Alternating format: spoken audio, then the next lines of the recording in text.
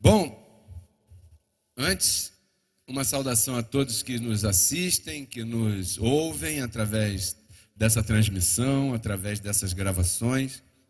Nós somos o Ministério Reconciliados com Cristo e pregamos o Evangelho da Graça de nosso Senhor Jesus Cristo. Um aplauso a toda essa audiência que está aí, CD, né? Internet e tal, que lindo isso. Confesso que essa palavra de hoje continue edificando nossa vida e nos colocando sempre numa glória mais excelente. Chama-se O Crente e Suas Finanças. Diga comigo, eu e minhas finanças. Essa palavra é a palavra para hoje. Eu não sei o que vai ocorrer depois de você ouvir essa palavra. Eu só sei que o que vai ocorrer é sempre de melhor em melhor. Porque assim é o chamado do Senhor na vida de seus filhos. Então, de onde nasceu esse tema? De onde nasceu esse tema? Deus vem me mostrando uma porção de coisas nesse 1 ano de ministração ao vivo, depois desse giro, em relação ao ministério anterior, em relação ao vídeo e tal. E, na verdade, como disse Kátia, esse ministério está comprometido com a verdade. Como disse o pastor André, Efésios 1:3, tem porque tem que se manifestar na nossa vida. Quantos recebem isso? Que diz lá que somos abençoados com quantas bênçãos? Então, se está escrito, isso faz parte da verdade. Se está escrito, eu creio. E você? Isso faz parte da verdade, que é o Evangelho da Graça? E isso tem que se manifestar? Em algum momento tem que se manifestar? Porque nós não estamos reunidos aqui para ficar lendo Bíblia e ir para casa depois, almoçar e viver como qualquer um mortal.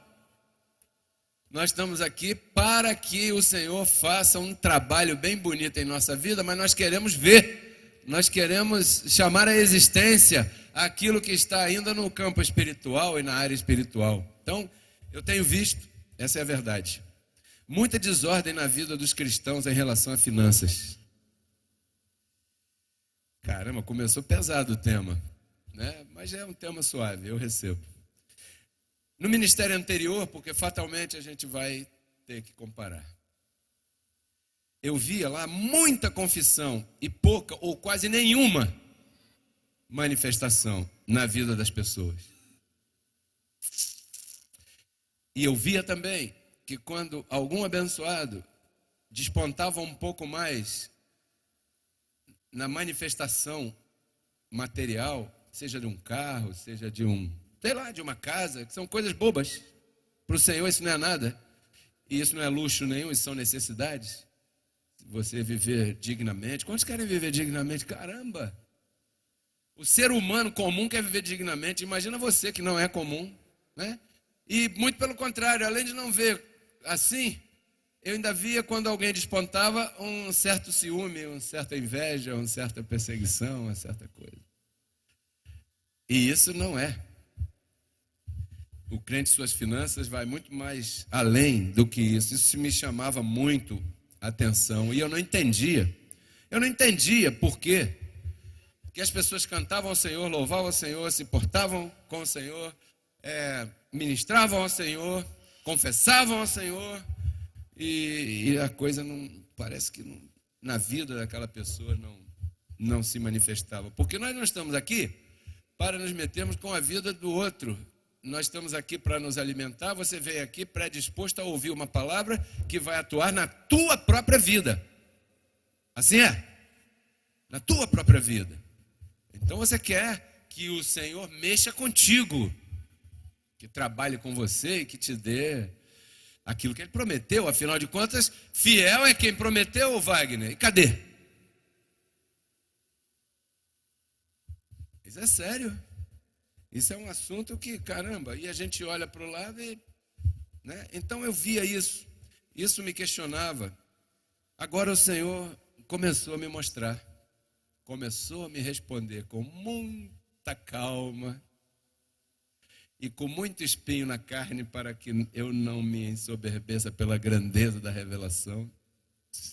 Então, talvez, eu não sei, desse assunto do crente e suas finanças venha uma série. Eu recebo. Quantos recebem uma série? Porque é tanta coisa bonita para falar. Talvez venha uma série de temas, né? E hoje nós falaremos sobre assuntos práticos, assuntos objetivos na nossa vida. Mas às vezes com comentários um pouco duros, que são necessários para dar aquela sacudidela na árvore, para que aquelas folhinhas que já estão amarelas caiam e aquelas folhinhas novas venham com melhor viço, né? Venham mais fortes. Então, por favor, abençoados, abençoadas, não se sintam ofendidos nem acusados com nada que comentaremos, que diremos aqui, porque essa palavra de hoje, como as outras todas, nesse 1 ano ministrando ao vivo, é dada essa palavra pelo próprio Senhor, nosso Deus, para o nosso benefício. Diga para quem está do teu lado, é para o nosso benefício. Corrigindo o deficiente em nossas vidas. E se eu, que estou com o microfone na mão, não vos disser, quem dirá? Então, vamos dividir em parte A. O crente é um discípulo de Jesus Cristo. Quantos são discípulos de Cristo? Diga aí para quem está do teu lado, o crente é um discípulo. O crente é um discípulo. Você é um discípulo? Pastora, discípulo? Discípula? Não sei se está certo, eu acho que está, né? Discípulo de Cristo. Somos discípulos de Cristo. E se você for olhar bem, a palavra discípulo vem de disciplina naquilo que você faz. Se você é discípulo de Cristo, quem é que te dá a disciplina? Cristo. Aí você vai ser um bom discípulo. Então vamos entrar. Vamos lá na história. Vamos passear hoje para lá e para cá, tá bom? Lucas 14, 28. Jesus falava assim, ó. Pois qual de vós, preste atenção, anote esse verso. Qual de vós, querendo edificar uma torre, construir uma casa, um edifício, um apartamento, primeiro, não se senta, pega caneta, papel e calculadora, para fazer a conta dos gastos, para ver se tem com o que acabar? Jesus perguntando isso, caramba, que tremendo. Qual de vós, querendo edificar uma torre, não se assenta primeiro a fazer conta? Aí vê, peraí, quanto é que custa? Tanto. E aquilo? Tanto. E o tijolo? Tanto. E a areia? Tanto. E a pedra? Tanto. E o cimento? Tanto. E o ferro? Tanto. E o PVC, que é o cano, os canos do esgoto, da água? E a caixa d'água? E os fios? E as tomadas? E não sei o quê? E a diária do pedreiro? E o servente? E depois que você achar um total, multiplica por 3. Porque é sempre assim. Aí você vai chegar perto do valor que você vai gastar. Os que constroem aqui sabem o que eu estou falando. É sempre assim. Pode multiplicar por 3. Aí. Então, Jesus está perguntando assim para um grupo de pessoas: qual de vocês não faz uma coisa dessa? Verso 29. Para que não aconteça que depois que você puser os alicerces, levantar os tijolos e botar a laje, não tenha dinheiro para botar telha. Aí quando chover, vai infiltrar na parede e vai estragar tudo. E não podendo acabar, todos os que a virem comecem a escarnecer dele. Porque aqui Jesus estava falando, as pessoas passam e falam, ih, esse aí não fez conta direito, olha lá. Não conseguiu emboçar a casa. Não conseguiu colocar piso na casa. Não conseguiu, para os que já moraram em casa com chão, como eu, batido de assim. Na época eu forrava com papelão, eu era estofador, né? Também, já fui estofador.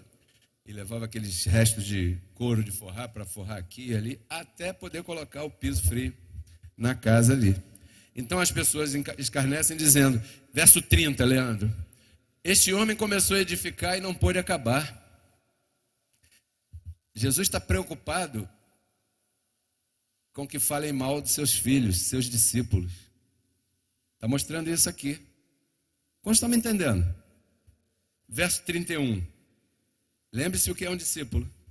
Ou, qual é o rei que, indo à guerra, lutar contra outro rei, fazer guerra contra outro rei, não se assenta primeiro para tomar conselho, pedir opinião, saber se aqueles lá tem canhão, tem bomba atômica, tem metralhadora, sobre se com 10.000 soldados pode sair ao encontro daquele que vem contra ele com 20.000. Você ganha 1.000 e quer comprar um carro, pagar uma prestação de 2.000. Esse é o caso aqui, está falando aqui. Peraí, verso 32. Se você chegar a essa conclusão, é isso que está falando o verso 32. De outra maneira, estando ainda o outro longe, o rei pensa e manda embaixadores lá e pede condições de paz, antes que protestem, antes que venham tomar o bem. Chegou à conclusão que deve, vamos fazer uma condição de paz aqui, porque senão o negócio vai ficar cor de formiga. É isso que ele está falando. Aí vem o verso 33. Assim, pois, qualquer um de vocês que não renunciar a tudo quanto tem, não pode ser meu discípulo. Você pode perguntar assim, pastor, você está querendo ensinar o que com isso aí de renunciar a tudo quanto tem, nesse verso 33 de Lucas 14? Porque aqui vem falando de um contexto. Quantos recebe? Um contexto. Qual é o contexto aqui?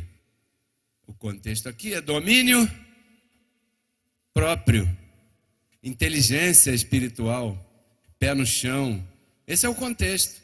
Então, quando ele vem dizendo renunciar, né, ele está falando renunciar a uma certa negligência que você tem, que eu tenho, porque isso corta assim, né?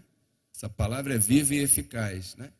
Renunciar a uma negligência que você às vezes esquece de renunciar, de saber que não se deve começar uma coisa sabendo que não vai poder terminar. Esse é o contexto da palavra renunciar. Aí não está dizendo para você jogar fora as tuas coisas, vender, jogar fora e dar o dinheiro para todo mundo e ficar sem nada, para ser discípulo de Jesus, andando descalço e tal. Não é isso que está falando, isso foi mal interpretado. Isso está dizendo é uma renúncia em relação à negligência. Diga comigo, eu sou diligente e não negligente. E o que é um negligente? O negligente é um nécio. O que é um nécio? É uma pessoa que despreza o conselho, que tem dificuldade de entender o que está se falando. Eu não vou usar aquela outra palavra que começa com B e acaba com O, porque ficaria muito ofensivo, mas um nécio significa um burro. Pessoa que... nécio, negligente, está dando conselho, está aqui, o caminho é esse. E ele é nécio, negligente. Então, negligenciar o conselho que diz que primeiro a gente tem que organizar. Diga comigo, primeiro organizar. Então, umas observações aqui. Primeiro, Jesus Cristo quer discípulos diligentes para promover o reino dele. Para que quando a gente abra a boca para falar de Cristo, a gente possa mostrar um proceder, pelo menos que a gente tente. Porque sabemos que temos uma oposição fortíssima, que é a nossa carne. Mas por sabermos que a nossa carne é uma oposição fortíssima, nós não vamos nos entregar a ela, né? Porque senão acabou. Aí você vai representar quem? Todo mundo, menos o reino. Então, a outra observação que eu queria falar para você. Cristo não quer pessoas negligentes representando ele, porque ele não é negligente, ele é diligente. Você recebe que Cristo é diligente? Então você vê que o contexto dessa passagem aqui tem a ver com organização, uma certa organização. Nós estamos falando de finanças do crente. E quando a gente fala de finanças, tem que ter um princípio. Vamos ver a organização em relação a esse princípio e agora a gente entra na parte B dessa palestra de hoje, né? Uma organização divina. Vamos a Gênesis, capítulo 2, verso 15. E tomou o Senhor Deus ao homem e o pôs no jardim do Éden para quê? Para quê, hein? Lavrar e guardar. 16. E ordenou o Senhor Deus ao homem, dizendo: de toda árvore do jardim comerás livremente. Verso 17. Mas da árvore do conhecimento, que é o bem e o mal, dela não comerás, porque no dia que fizeres isso, morrerás. Verso 18. E disse o Senhor Deus: não é bom que o homem esteja, far-lhe-ei uma ajuda idônea, uma adjutora, uma companheira, que esteja como diante dele. Verso 19. Havendo, pois, o Senhor Deus formado da terra todo animal do campo e toda ave dos céus, os trouxe até Adão, para este ver como lhe chamaria. E tudo que Adão chamou a toda alma vivente, todo animal, isso foi o seu nome. Verso 20. E Adão pôs os nomes a todo gado, às aves dos céus, a todo animal do campo. Mas para o homem não se achava uma ajuda idônea que estivesse como diante dele, uma adjutora. Verso 21. Então o Senhor Deus fez cair um sono pesado sobre Adão, e este adormeceu. E tomou uma das suas costelas e cerrou a carne em seu lugar. Verso 22. E da costela que o Senhor Deus tomou do homem, formou uma mulher e trouxe essa mulher a Adão. Pastor, qual é o ensino aqui? Como você quiser me chamar. Qual é o ensino aqui? Volte lá no verso 15, por favor, Leandro. Primeiro o Senhor Deus deu ao homem o quê?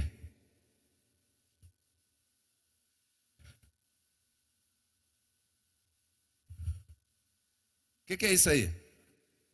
Trabalho. Quantos já tinham visto isso? Primeiro Deus deu ao homem,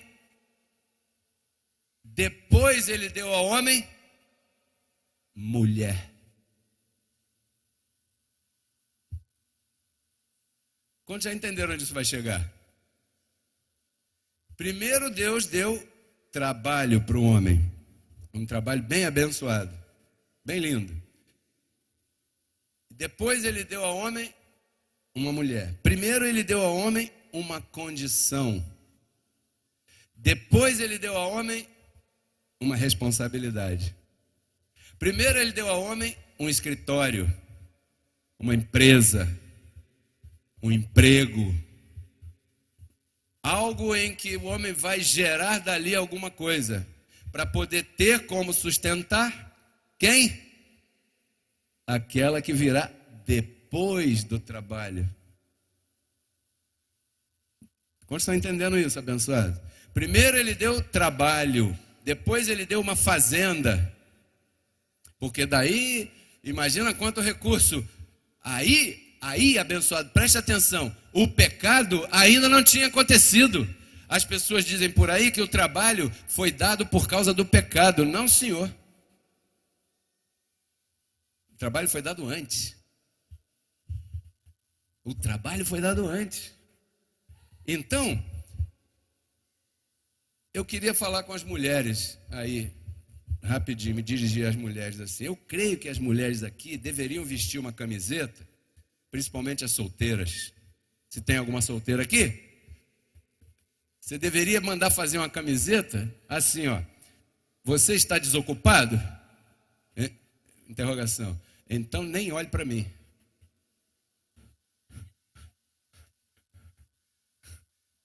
Por quê? Porque depois você não pode dizer que a cigana enganou, né, abençoado? O sujeito está lá, vendo sessão da tarde, todo melado de suor, não está nem para tomar banho. Mas inverte a ordem. E essa não é a maneira. Essa não é a maneira. Se você procurar ver Se alguém entrou nessa maneira, você vai ver que essa vida está sob controle. Essa vida está tranquila. Ela está caminhando de acordo com a instrução, né? Então, aos homens agora, rapidinho. Primeiro, ter uma mulher é uma responsabilidade divina, abençoada e dada por Deus. Quantos homens aqui podem aplaudir ao Senhor pela maior maravilha da criação, que é uma mulher? Mas é uma responsabilidade, porque uma mulher demanda. Uma mulher custa. Se não custasse, Deus não dava primeiro a ele com o que sustentar. Primeiro ele deu com o que sustentar. Um amigo meu fala assim, e depois na hora de dar a mulher, ele fez o homem dormir, porque parece que é só dormindo mesmo que a mulher consegue. Então, abençoado, ter mulher é uma responsabilidade tremenda. Tremenda, tremenda, tremenda. Nós estamos falando aqui de viver o evangelho, a palavra, viver hoje com sabedoria, com discípulos tranquilos, sabendo qual é a intenção de Deus e o pensamento dele para nós. Olha, você tem que ter meios, aos homens, atenção homens, você tem que ter meios para oferecer a essa mulher algo digno. Quantos recebem isso? Tem que oferecer a ela algo digno. E o digno que você terá para oferecer a essa mulher virá do teu trabalho honesto. Porque tem trabalhos e trabalhos. Mas o Senhor sempre põe na tua frente o trabalho honesto. Dessa união de vocês, certamente virá uma família maior com filhos. E você já viu quanto custa um filho? E às vezes a gente vê irmãos que assumem mulheres, os irmãos não têm trabalho e assumem mulheres que já têm filhos. Nada contra assumir a mulher que já tem filho, mas primeiro você tem que ter um trabalho e um trabalho dobrado. Porque vai ter que educar uma criança e sustentar uma vida, 2 vidas. E saberá mais, se o amor for muito grande, quantas vidas virá dessa relação de coelho que vai... Então, abençoado, nós estamos falando do crente e suas finanças. Olha onde é que vai isso. Olha onde é que vai. Que tremendo, né? Então, o trabalho foi dado ao homem antes do pecado. Vamos projetar, Leandro. Anote a sua observação, abençoados. Tem aí? Tem. Aí, ó. Não, depois do pecado, Deus não amaldiçoou o homem. Deus não amaldiçoou o trabalho. Nem o homem e nem o trabalho, ok? Vamos ver Gênesis capítulo 3, verso 17. E Adão disse, porquanto destes ouvido à voz da tua mulher, porque a mulher fala, né? Destes ouvido à voz da tua mulher e comeste da árvore que te ordenei, dizendo, não comerás dela, maldito é o trabalho por tua causa. Maldito é você. Maldito é quem? A terra. Aí o negócio piorou. Maldita é a terra por causa de ti. Com dor comerás dela todos os dias da tua vida. Antes era lavrar e cuidar. Era um trabalho. Mas era um trabalho até certo ponto suave, tranquilo. Dali a terra, né? Mas depois da desobediência, o que aconteceu? Olha, eu, por causa dessa atitude, amaldiçoei a terra. E da onde o homem tira o sustento? Da terra, e a terra depois do pecado foi o quê? Amaldiçoada. Então agora esse trabalho se tornou um pouco difícil. Se tornou um pouco difícil. Verso 18, Leandro. Espinhos e cardos e abrolhos, como está em outras versões, também produzirá, e você comerá a erva do campo. Verso 19. No suor do teu rosto comerás o teu pão, até que te tornes a terra, porque dela foste tomado, porquanto és pó e em pó te tornarás. Então, abençoados, nós notamos aqui que antes do pecado não era tão difícil, não aparece essa expressão. Depois do pecado, a terra foi amaldiçoada. Mas, como nós estamos agora depois de Cristo, o que diz a Bíblia? Em Cristo Jesus toda a maldição foi quebrada. Só que por inverter as ordens, os chamados cristãos não têm poder de libertar a criação que está gemendo. Por isso que a criação está gemendo. Por quê? Porque aqueles que estão chamados a libertar a criação dessas dores de parto estão confusos ainda em coisas tão tremendas e tão claras agora, parece. Então, qual é a conclusão dessa primeira parte aqui? Não é bom que o homem esteja só. Quantos homens agradecem a Deus pela mulher? Hein, Léo? Opa, pastor André. Não é bom que o homem esteja só. Diga para quem está do teu lado aí, não é bom que o homem esteja só. Não é bom que o... Parece que o homem sozinho vai fazer besteira. Não é bom que o homem esteja só. Que tremendo isso. O apóstolo Paulo tinha o dom de continência. Ele não tinha mulher. Por isso que ele falava aquelas coisas. Que o solteiro se ocupa melhor nas coisas do Senhor. Por quê? Porque o solteiro, domingo de manhã, ele toma banho, se arruma e sai. E o homem casado, ele toma banho e se arruma, e tem que esperar que a esposa está se maquiando, e depois tem que ajudar a arrumar a criança, depois tem que dar café na criança, depois não sei o quê, e quando está já no meio da rua, esqueci não sei o quê, aí volta todo mundo, não sei o que lá e tal. Mas ele tinha o dom de continência. Por acaso alguém aqui tem o dom de continência? Eu não tenho. Vai dar errado. Não é bom que o homem esteja só. Mas o próprio apóstolo Paulo, o que ele diz? É melhor casado que viver abrasado. Sabe o que é viver abrasado? É ficar fissurado na mulher dos outros. Porque você não casa e se tranquiliza um pouco mais. Entende, abençoado? Então, essa é uma conclusão da primeira parte. Não é bom que o homem esteja só. Mas sabe qual é a outra conclusão que muitas vezes nós não demos o valor correto? Não é bom que o homem esteja desocupado. Não é bom que o homem esteja desocupado. Vem antes do não é bom que o homem esteja só. Um aplauso ao Senhor pela nossa ocupação. Eu não sei se você tem trabalho. Recebo que sim. Eu oro para que você tenha trabalho. Porque se você tem trabalho, o ministério prospera. Mas primeiro você prospera. Porque a ordem de Deus, quer ver outra coisa? Avançando aqui em assuntos que, tanta coisa que ainda vem por aí para a gente comentar. A ordem de Deus é Deus, diga Deus, minha família e a igreja. Essa é a ordem de Deus. Você nunca deve desprezar a tua família por causa da igreja. Nunca. Está errado isso. Primeiro é a tua família, depois a igreja. Porque se a tua família não estiver organizada, que ministro você vai ser? A tua semente, a tua oração, a tua confissão, ela... Primeiro Deus, depois a tua família, depois a igreja.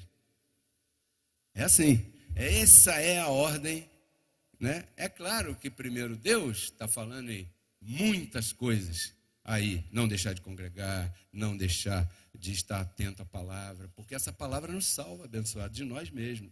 Então parece que andar desocupado é uma coisa que Deus não se agrada. E é claro, por quê? Porque um homem desocupado corre muito perigo.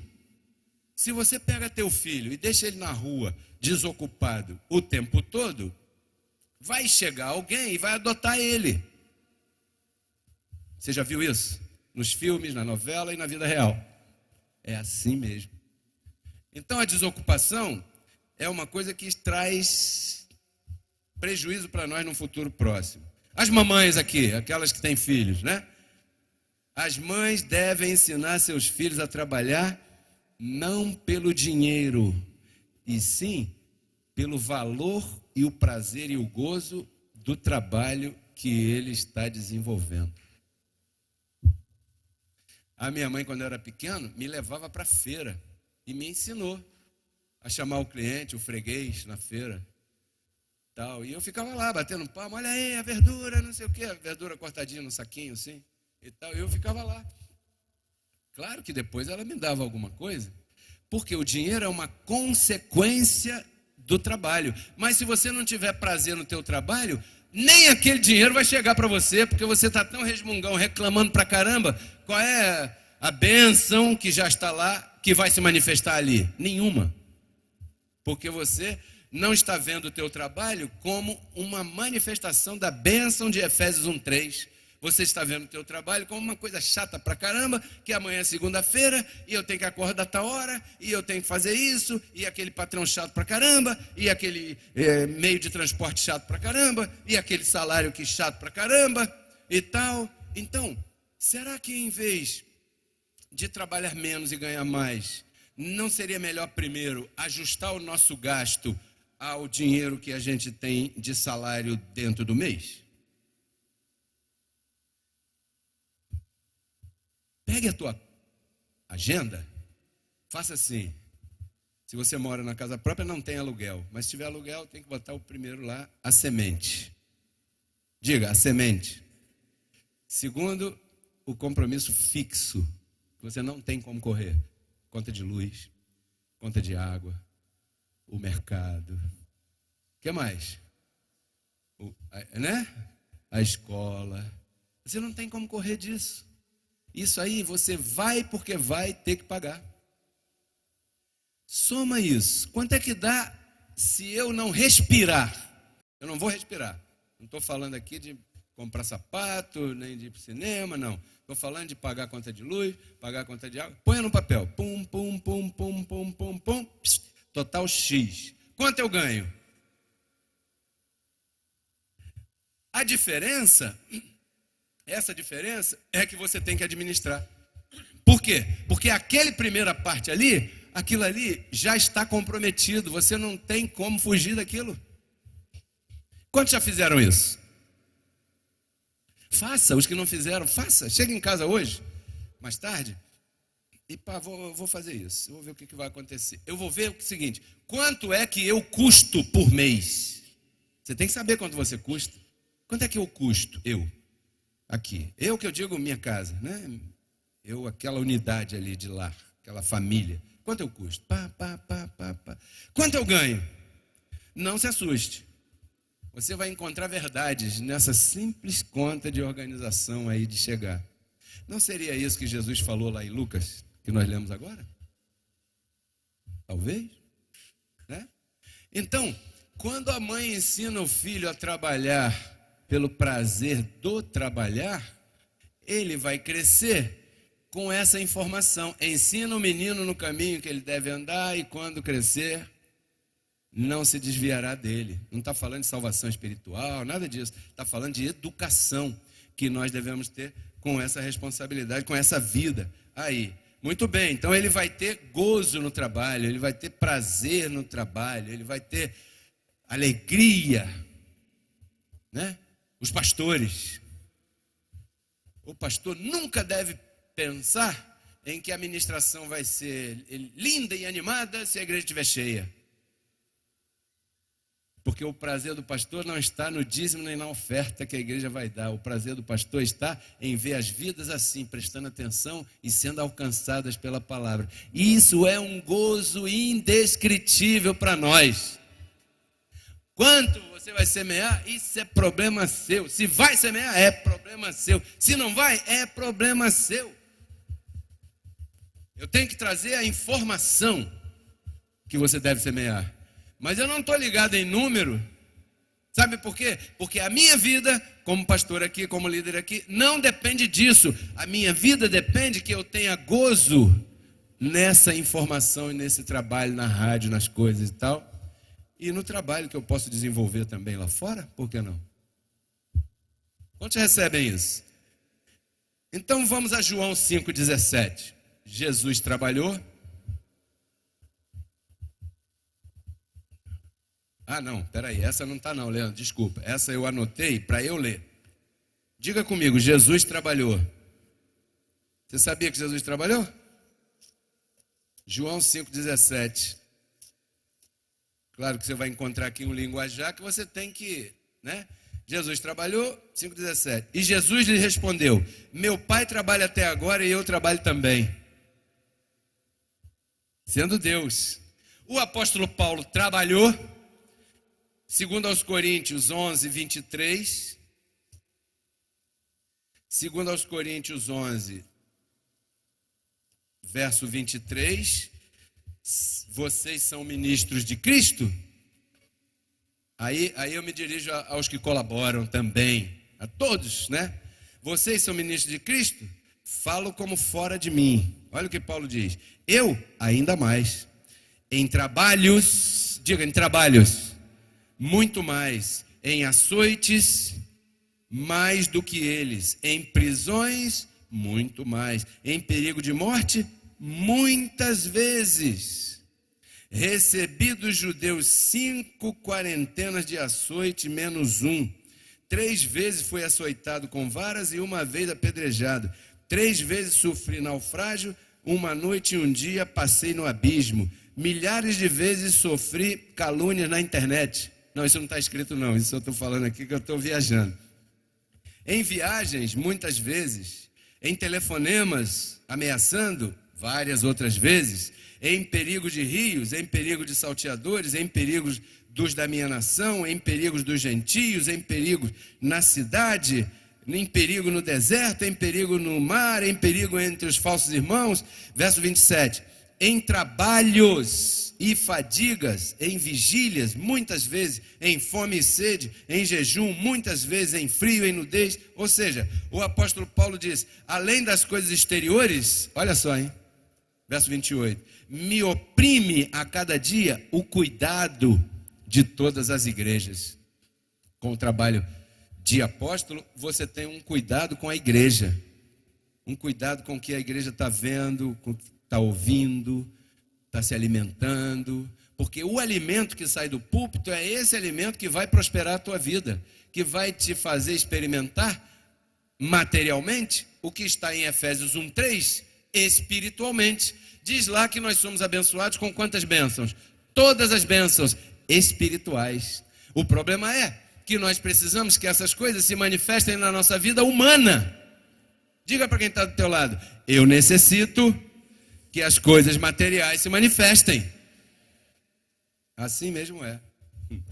Então, 1 aos Tessalonicenses capítulo 2, verso 9, olha o que Paulo diz, preste atenção nisso. Porque bem vos lembrais, irmãos, do nosso trabalho e fadiga. Porque trabalhar cansa, fadiga, esforça.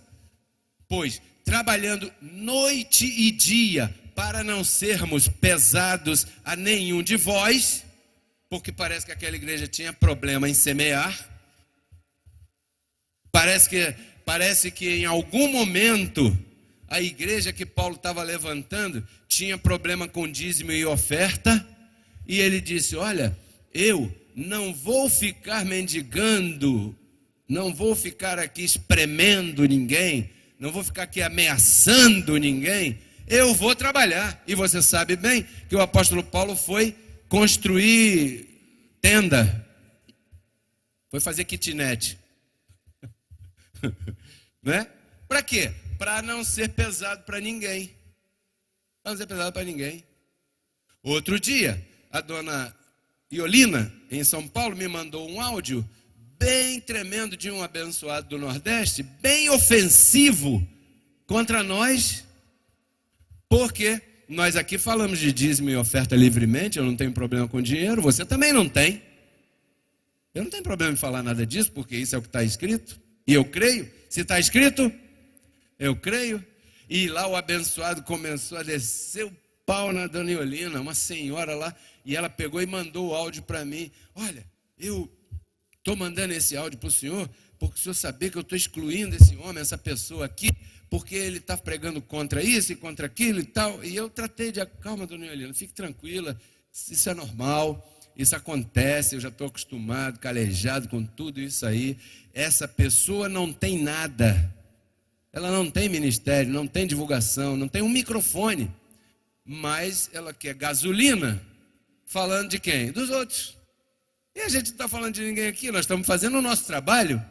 E aqui o apóstolo Paulo parece que passava certas coisas, porque ele diz, para não ser pesado para ninguém, eu preguei o evangelho de Deus entre vós, trabalhando.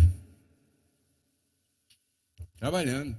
Então, se você me encontrar trabalhando na rua, não se decepcione, não se entristeça, como talvez já tenha acontecido aqui, de alguém saber, poxa, mas você vai trabalhar, então quer dizer que o ministério não dá dinheiro?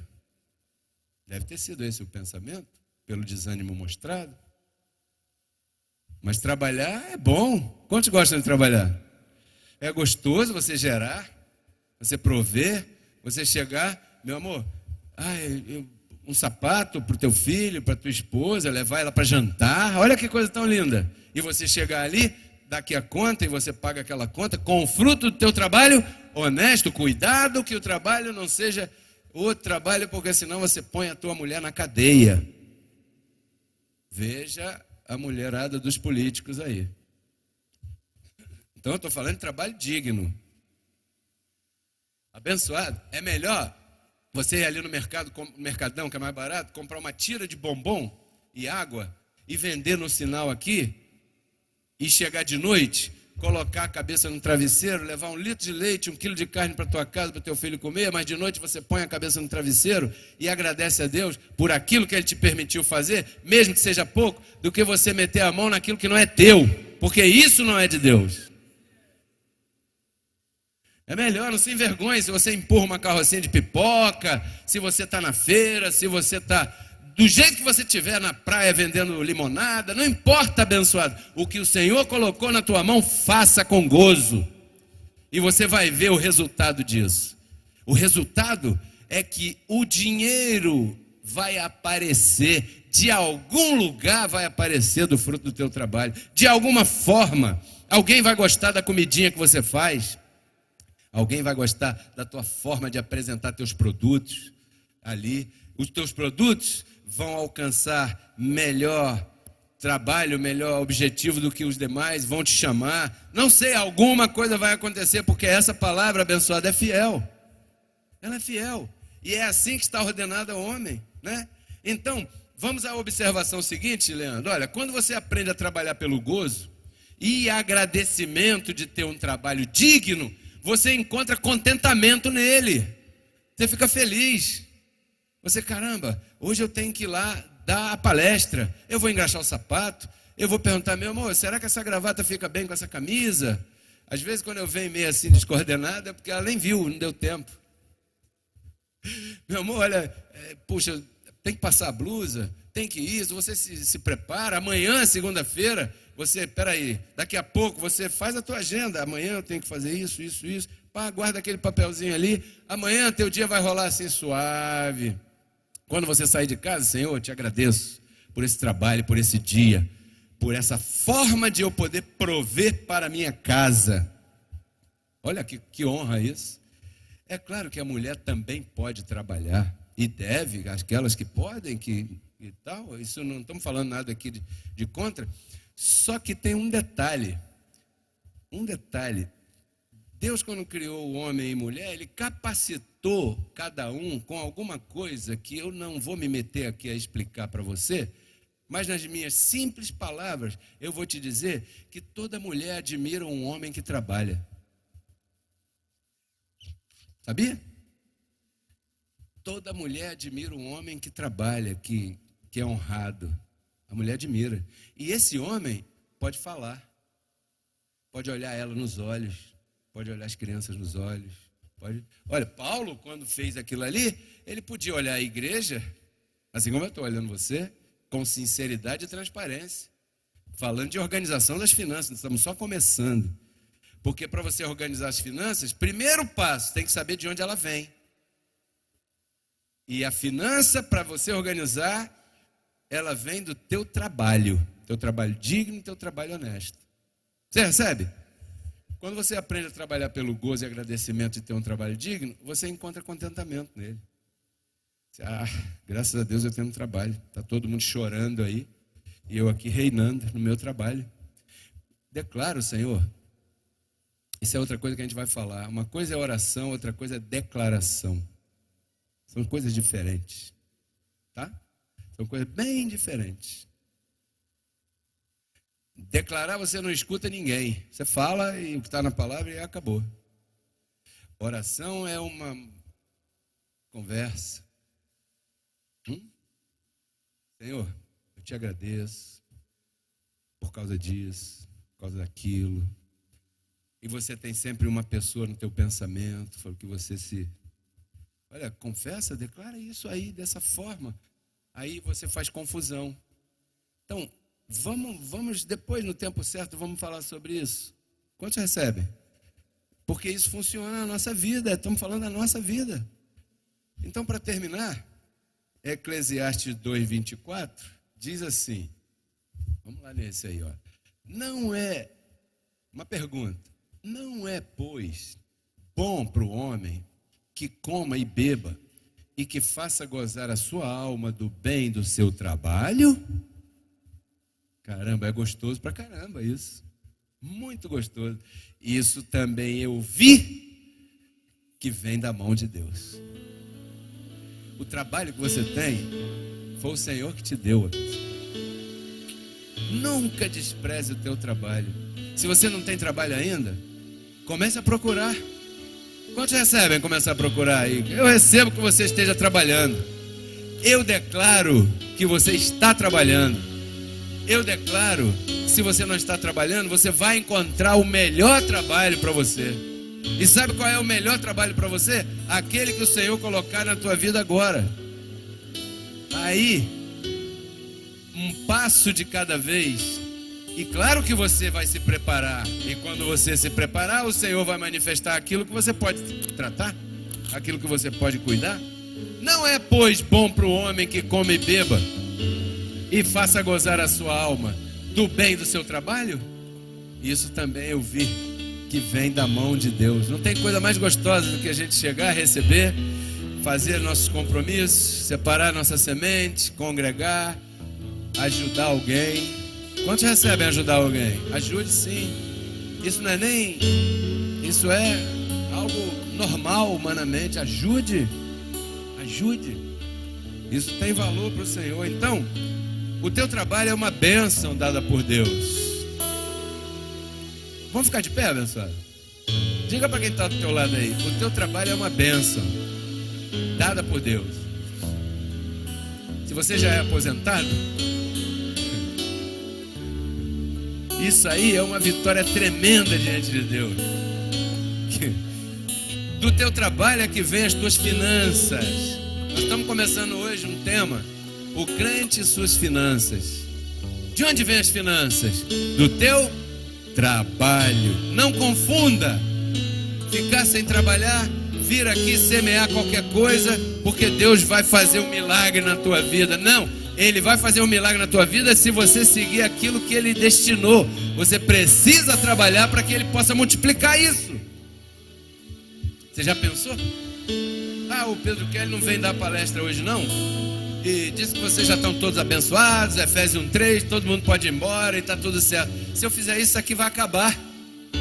Porque o teu prazer é vir para cá ouvir uma palavra que mexa contigo. Você quer isso.